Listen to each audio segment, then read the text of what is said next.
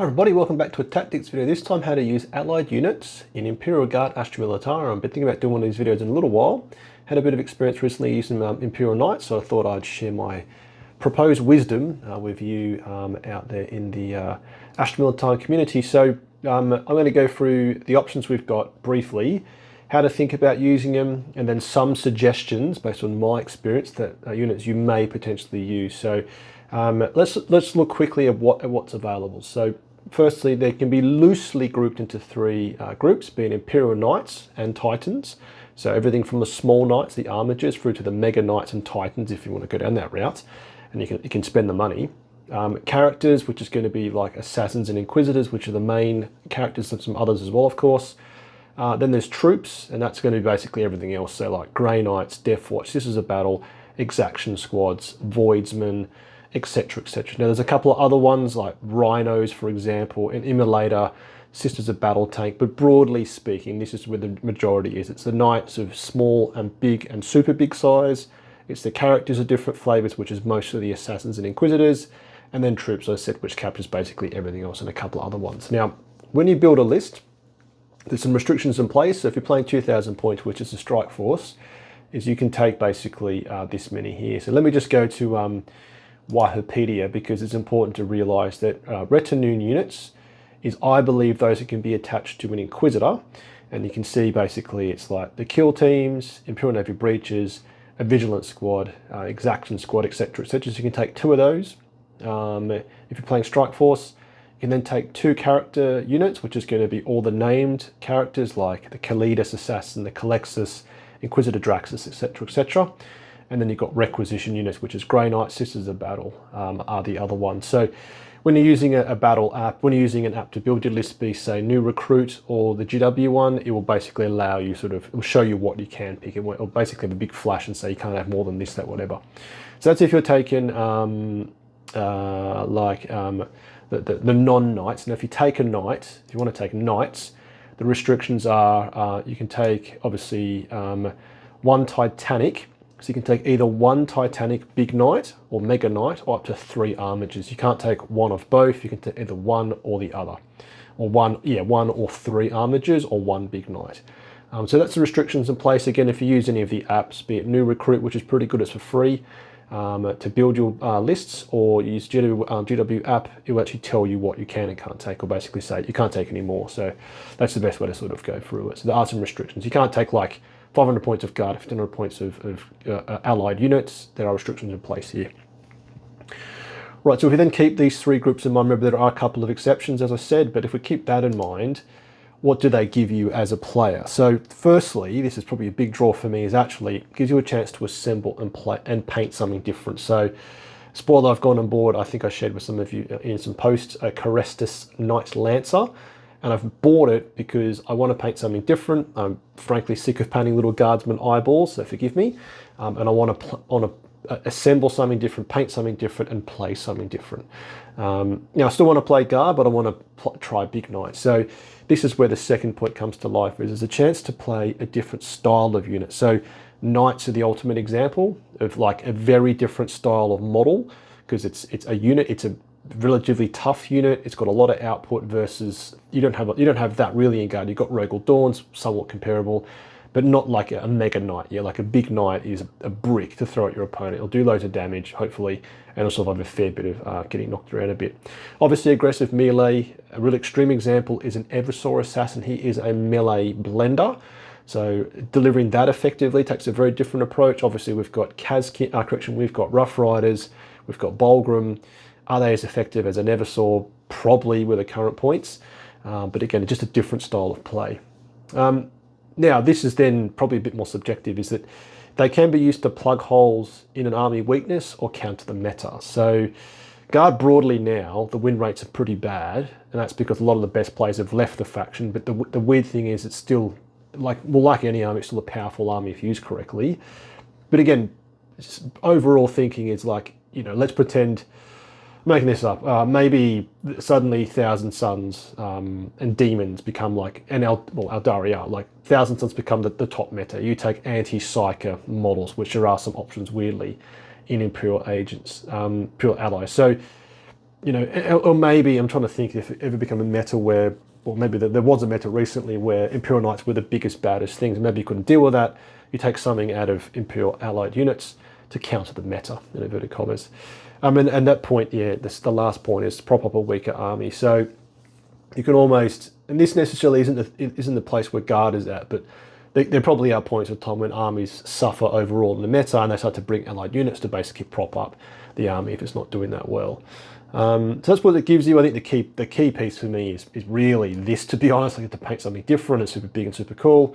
And also this from a development point of view is just a way to think is that if you play a big knight, it's just a new way to think about playing 40k, and that's always good to bring in different styles, because you don't want to just play the same style over and over again, because you might get a bit stagnant as you develop as a player. Now, what are the things to consider? So the first one is obvious in the sense that they won't benefit from your army rule. They can't receive orders. They don't obviously benefit from stratagems. They don't have regiment or squadron, for example. They can't interface a lot of abilities. So something, and like, okay, for example, the Scout Sentinel, where it can give everything reroll once to hit, clearly says Astra Militarum units get reroll once to hit. Yeah, so there's a lot of rules that clearly says Astra Militarum, regiment, or squadron, for example, or platoon. So clearly, an Imperial Knight hasn't got those keywords, so it can't benefit from basically everything. There are some units that do crossover. So interestingly, the Hellhound Strip Cover rule just says, it doesn't say what units, it just says the target loses the benefits of cover. Canis Rex is the epic hero from the Imperial Knights. His unbattle shock ability is all friendly Imperial models, units within 12, I think it is, so he unbattle shocks them. And then another exception is in the siege detachment. If you use smoke, the detachment smoke screen or stripping cover, they too don't actually stipulate the unit type. It's just your units in general. Yeah, so there are some exceptions, but broadly speaking, actually the majority of the time, these units that you wish to take which are allied won't benefit from your army rule, obviously, stratagems or other unit abilities, with my best example being the Scout Sentinel. It wants to hit. So what this means is you are relying purely on the unit's data sheet.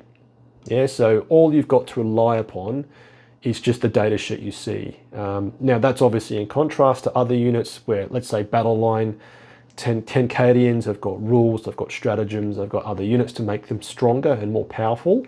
Is an Imperial Knight or an Eversaw Assassin is just operating on the data sheet itself. Now, a subsequent point of that is that if you're newer to 40k, if you don't play as much as I'm lucky to play or look at 40k as much as often as I do, is that you may not be able to identify what is a good data sheet, because maybe you're only into 40k for like a year, maybe even 6 months, and for you, you're still navigating just Guard data sheets, let alone now some Assassins, some Inquisitors, some Imperial Knights, you know, Sisters of Battle Rhino, for example. And broadly, I think if you're that part of your journey, I'd probably just ignore this. It is still super cool to play Assassins, but if you want to just focus on having the best units, I would probably say at this point, don't go down that path, or just wait till I tell you some which I think are decent. Now, the other thing, and this actually is, I can give personal experience with this, is that you'll need to learn rules you don't usually interact with. So the ultimate example I've got there is that I only learned recently that Titanic models, like Titanic Knights, they can walk through any terrain they want. If it's lower than 4 inches, they walk through it freely. If it's taller than 4 inches, they can walk through it, but you roll a d6 on a 1, that model is battle shocked.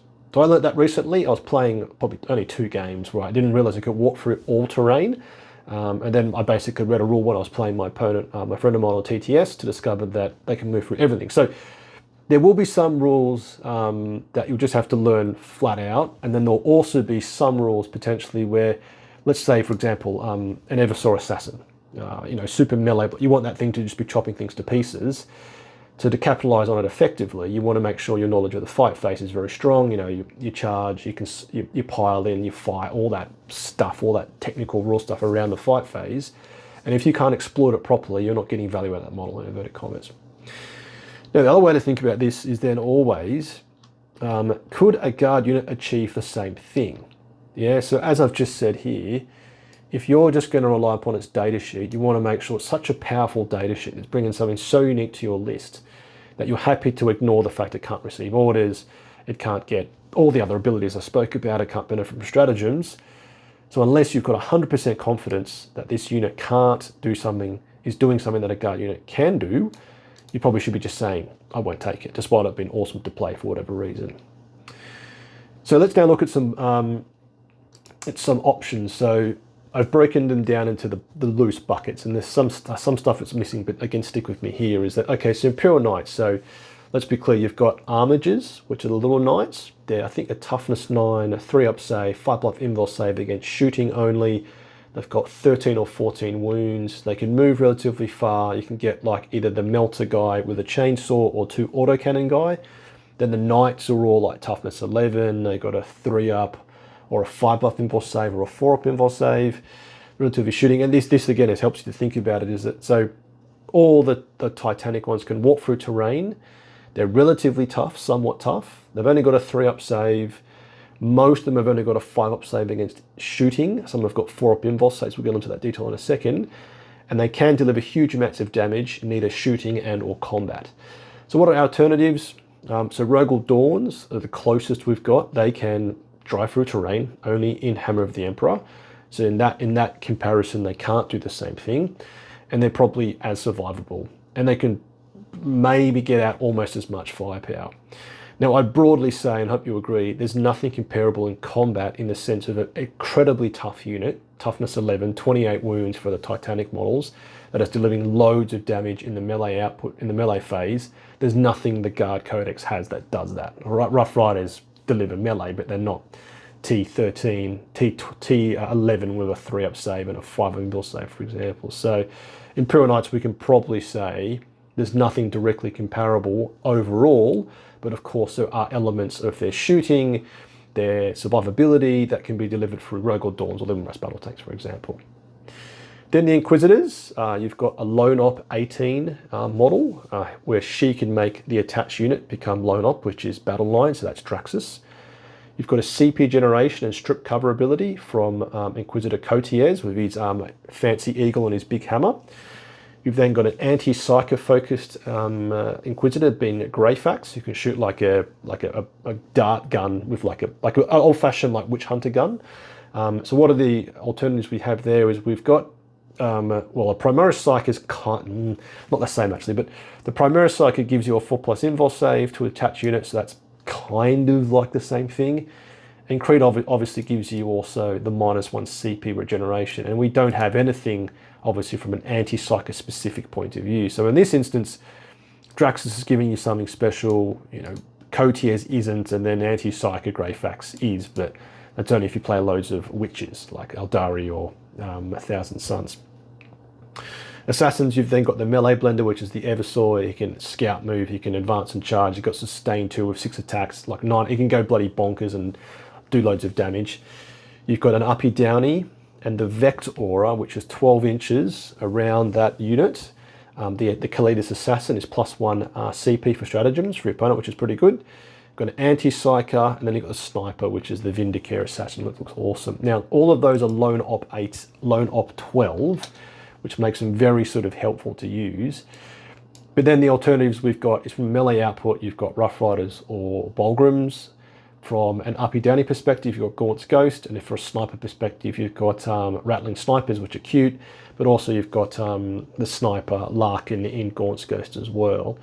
So again, I'm just trying to paint the picture and sort of say that, again, you should always be thinking, if I want to take a Knight, should I actually be taking a Rogel Dawn, for example? If I'm going to take an Inquisitor who can do CP generation and strip cover, I should be just taking Creed, and to strip cover, I would be taking a Hellhound, for example. Yeah, just thinking that way.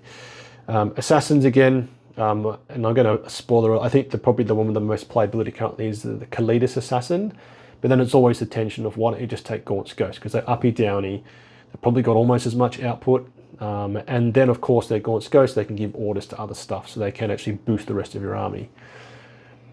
Now then the final ones to think about is the medium and heavy infantry options. So that's going to be Death Watch and Grey Knights. They're both relatively shooty, relatively stabby. with that being thinking, then it's like, okay, the shooting units we've got is Kazkin, also Scions, and Oghren and Bolgrim are somewhat similar, particularly the Bolgrims to the Death Watch tankiness, Grey Knights tankiness. So again, if you're going to take medium or heavy infantry, but the Death Watch or Grey Knights, why not just take Kazkin, Oghren, or Bolgrim, for example. Then you've got the light infantry, you've got like the Voidsmen, the Sisters of Battle, the Exaction squads, all these other type of models. Some are OC2, most are OC1. They're all T3 humans. They've all got a 4+ save, and they've got various unit abilities. Yeah, some are pretty good, some are like whatever. And the alternative is simply going to be Guard Battle Line, Kazkin, and Scions. Yeah, so this is again just to help us sort of think about, like, again, I've missed one or two other ones, but broadly speaking, this is the way to think, is the options you've got from a guard perspective. So let's now get on to some of my suggestions. Now this is based on my perspective, so if you've got a perspective on what you think are actually playable units, tell me. I'd love to hear from you. I'd like to learn from other guard commanders out there. But these are 3 options which I think have got some merit to be played. And to be honest, with the first one, I'm being quite selfish because I just bought this model at 110 quid. So the Carestus Knight Lancer, who looks freaking awesome. And if I close all these ads on Wikipedia, bless them, and I'll try and justify why I'm thinking about why I'm going to paint this and play it, is that you can see it moves 14, which actually is quite a fast knight. It's toughness 11, it's a 3+ save and a 4+ invul save, and this is unique amongst all its knight brothers, is that it's got a 4+ invul save. The rest of you, they've got a 5+ invul save against shooting only, or just a 5+ invul save. 28 wounds is normal. Leadership 6, I think, is that's normal, and then OC 10 as well is also normal. Now, when we look at the actual output, you can see the Shock Lance has got 6 attacks, hitting on 3s at 602, sustain 2 and assault, so that's fine. Sustain 2 is cute, but it's not doing loads of shooting. It's not going to kill loads of stuff at 602. But where it gets super spicy is its massive Shock Lance. So you can either do the strike or the sweep. The strike is lance. You've got 5 attacks hitting on 2s, and hitting on 2s is very good for knights because most hit on 3s. Strength 20, AP 3, 8 damage. So this thing means you're hitting on 2s, you're wounding everything in the game on 2s, even a Baneblade. Even a Baneblade, and then you're doing 3, 8. Yeah, so a lot of damage coming out. And of course, you've got the sweep if you want to go after like hordes of dudes at 10 attacks at 2, hitting on 2s 10, 2, 3. So the critical one is 3 damage, means you're going to be picking up like all heavy infantry except for Terminators with 3 damage. Now then you can see it's tank shock for free, and the key thing here is that you can do this for free even if something else has already done it. So if you tank shock to Rogal Dawn, you can tank shock this big bad boy after. So this unit I've been using with like overall good success. It's been fun to play something differently, but this brings something completely different to your guard army, in the sense that it's like incredibly tough. It's got a 4+ invul save, it's got 28 wounds, and actually your opponent has to respect this model, because if they charge into something, you can heroic into them, you can fight with them. This thing will kill things. It definitely will kill things. So this is a model I'm playing. Of course, there's many other knights out there, but if you're first getting into 40k, you want to get a bit of guidance, this is the type of thing I look for. It's like 4+ invul save, it's very accurate, and at 400 points, again, this is something you learn over time as it feels like a well-costed data sheet, because this thing will definitely have to be respected on the tabletop by your opponent. If they're going to be nasty at you and charge stuff into your army, you can fight back with this ginormous Knight Lancer. So the next one to consider is the Kalidas Assassin. Now the Kalidas Assassin is super cool. It obviously has like a mesomorph ability, in a sense it like transforms into people and comes out of hiding. So she moves 7, 4+ save, 4+ invul save, 4 wounds, leadership 6 and OC 1. So this means it's not indestructible. It will die to a lot of shooting or just a lot of stabbing, so you have to deliver it quite effectively. And to be honest, with this model, its weapons aren't its important aspect. It's actually its ability. So it can deep strike, it's got fights first, which is helpful. It infiltrates as well, so it can be put in your opponent's, in no man's land. It also got lone op, so it's very hard to get at. And fundamentally, this thing essentially has uppy downy. Yeah, so just like Gaunt's Ghost, with a lot more detail in here, is that it can be picked up and dropped down. So you can pick it up, drop it down, pick it up, drop it down. Yeah, as long as there's no models within 3 inches of it, which is actually different to other ones. So no models within 3 inches. It can be picked up and dropped back down in your opponent's, in your turn. Yeah, and the other crucial one is then the Lord of Deceit ability, as I spoke about, is that any enemy units within 12 inches of this model increase the CP cost of a stratagem by 1 CP. So that's a very powerful ability. And given it's got uppy downy, is, you could be using it just simply to do actions. You could be using it just to rely on the Vectora, Lord of Deceit.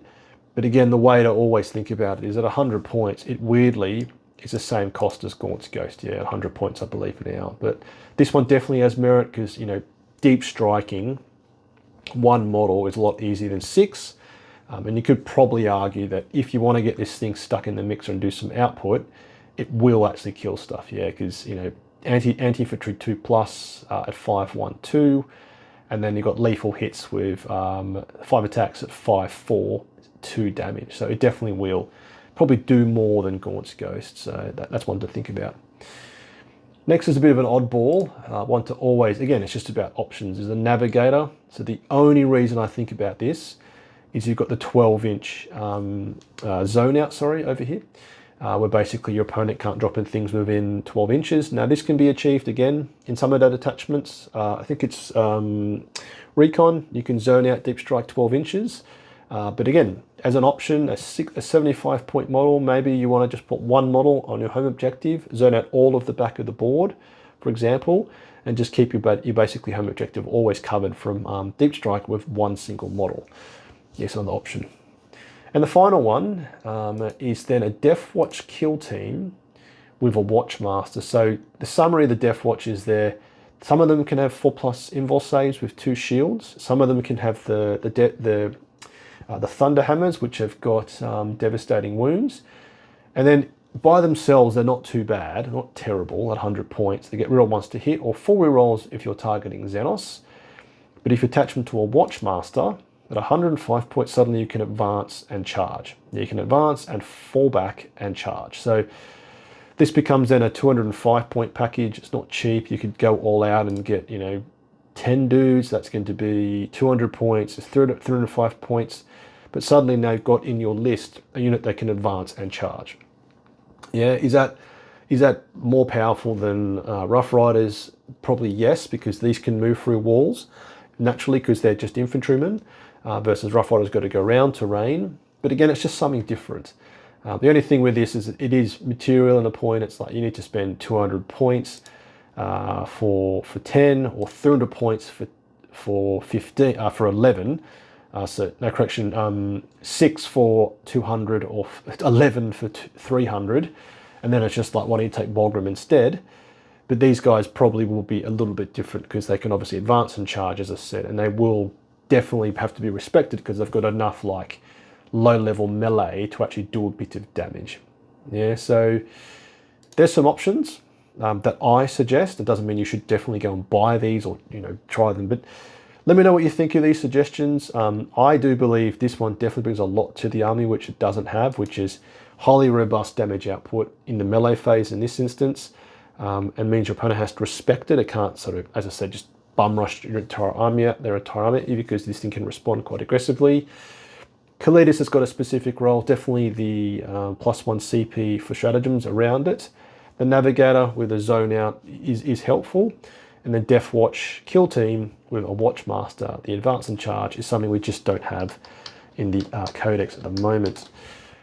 So what do you think? Hopefully it's helpful. If you're an experienced player who uses allied units, let me know what you use, because again, I've only played a couple. But I'd love to hear what you think is effective for Astra Militarum. If you're a newer player, got any questions, always let me know. But I think the key point is always be asking, if I was going to take an Eversaw, or this big knight, or these Imperial Navy breaches, is there a better unit to be taking in the Guard Codex? Because obviously they benefit from other army rules, versus the Eversaw doesn't, this big boy doesn't, and this big boy doesn't either as well. Yeah, so do think about that. So let me know what you think. I appreciate all the comments and suggestions and questions you may post. And as always, I really appreciate the support I get from my patrons and also my channel members. So really thanks all those of you out there support me as a small-time YouTube creator. So if you enjoyed this video and want to support me, you can do so with a like, comment, or by subscribing, joining my Patreon platoon, or becoming a channel member, or simply watching the rest of my YouTube videos where I cover everything Astra Militarum, including tactical videos like this, hobby videos such as kit bashing, assembling, painting, and unboxing videos, and also a bit of lore where I sort of do some like memey YouTube shorts as well. So thanks to all my subscribers. I really appreciate all the support you give me. Let's get your bayonet sharp, las gun oiled. Faith in the Emperor strong. Patreon platoon, sound off. Tank Commander Glenn. Tank Commander Mitchell. Tank Commander Watchdog Van Etten. Lieutenant Burke Nielsen. Lieutenant Smith. Colour Sergeant DuPont. Sergeants Adal, Scott, the Colonel Merrill. Veterans Gibson, Hall, Lundeen. Guardsman Beard, Coquelin, Easingwood, Hills, Lyons, Malik, Nitton, Medicae Rolfe, Tontkin. Conscripts England, Evangan, Goodwin. Honorary Members Bolgram King, Psyche Smith, Cyan Gaylard, Aquilon Nassine.